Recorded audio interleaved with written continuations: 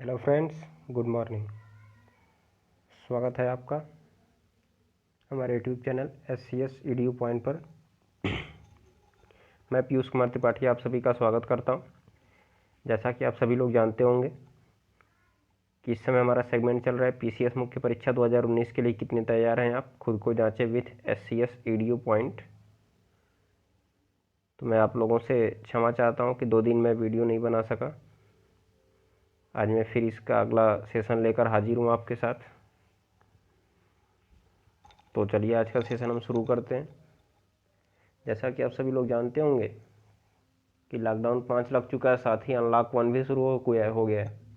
तो धीरे धीरे सारी चीज़ें खुलने लगी हैं और जुलाई से सारे शिक्षण संस्थान खोलने पर जोर दिया जाएगा। तो अतः आप मान के चलिए कि जुलाई में या अगस्त में आपकी परीक्षा अवश्य ही हो सकती है।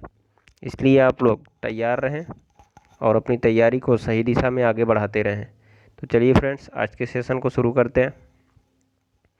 देखिए यहाँ पे आज के सेशन का पहला सवाल है हमारा, गैर निष्पादित परिसंपत्तियाँ क्या हैं, इससे निपटने हेतु किए जा रहे उल्लेखों का ये प्रयासों का उल्लेख संक्षेप में करना है हमें। तो आप लोग ध्यान दीजिएगा, ये हमारे लिए चर्चा में क्यों आया। क्योंकि आपने देखा होगा जब बजट भाषण वित्त मंत्री जी पेश कर रही थी तो उन्होंने बताया था कि इस समय हमारे देश में 8,41,000 करोड़ की गैर निष्पादित संपत्तियां अर्थात NPA अर्थात नॉन परफॉर्मिंग एसेट्स हैं, जिसमें से लगभग 90% सार्वजनिक बैंकों के द्वारा दिए गए। तो ये सवाल आपके लिए काफ़ी महत्वपूर्ण हो सकता है। तो आप पहले गैर निष्पादित संपत्तियों के बारे में बताएंगे, उसके बाद से ये किस प्रकार दिए गए, इनका वितरण किस प्रकार हुआ, आप इनको बताइएगा। फिर इससे निपटने के लिए क्या क्या प्रयास किए जा रहे हैं आप इनको बता सकते हैं। हमारी सरकार विभिन्न प्रकार के प्रयास कर रही है इनसे निपटने के लिए। तो आप इसका आंसर जो है विस्तार पूर्वक दे सकते हैं। सेकंड क्वेश्चन देखिएगा, हित विरोधिता क्या है, इसके विभिन्न प्रकारों के को उदाहरणों से स्पष्ट करें। तो सबसे पहला, जैसा कि आप जानते होंगे कि यह एथिक्स का नीतिशास्त्र का प्रश्न है, तो इसमें आपको पहले बताना हित विरोधिता क्या है। तो जैसा कि आप सभी लोग जानते होंगे कि जब किसी व्यक्ति के निजी हित और संगठन के हित में विरोध होता है तो उसे हम हित विरोधिता कहते हैं। अर्थात निजी हित और संगठन के हित जब अलग अलग होते हैं तब हित विरोधिता की स्थिति पैदा होती है। इसलिए आप इसको ध्यान दीजिएगा, विस्तारपूर्वक आप लिख सकते हैं और तर्कपूर्ण प्रश्न इसमें बन सकते हैं आपके, और इनको आप विभिन्न उदाहरणों से समझा भी सकते हैं। ठीक है, इसको आप लिख लीजिएगा, नीति शास्त्र का प्रश्न है, इसलिए आपकी परीक्षा में विशेष महत्वपूर्ण स्थान रखता है। अगला सवाल आपका इतिहास से संबंधित है कि भारत में साम्यवादी विचारधारा के असफल और चीन में सफल होने के क्या कारण थे, इसको विश्लेषित कीजिए। जैसा कि आप सभी लोग जानते होंगे कि रूस की साम्यवादी विचारधारा से प्रेरित होकर भारत में MN राय ने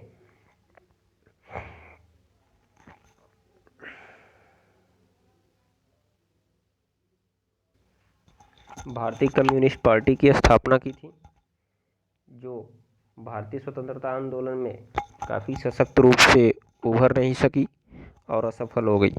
तो अतः हम कह सकते हैं कि भारत में ये साम्यवादी विचारधारा जो है सफल नहीं हो पाई, परंतु चीन में आज आप देख रहे होंगे कि साम्यवादी विचारधारा का ही प्रभाव है।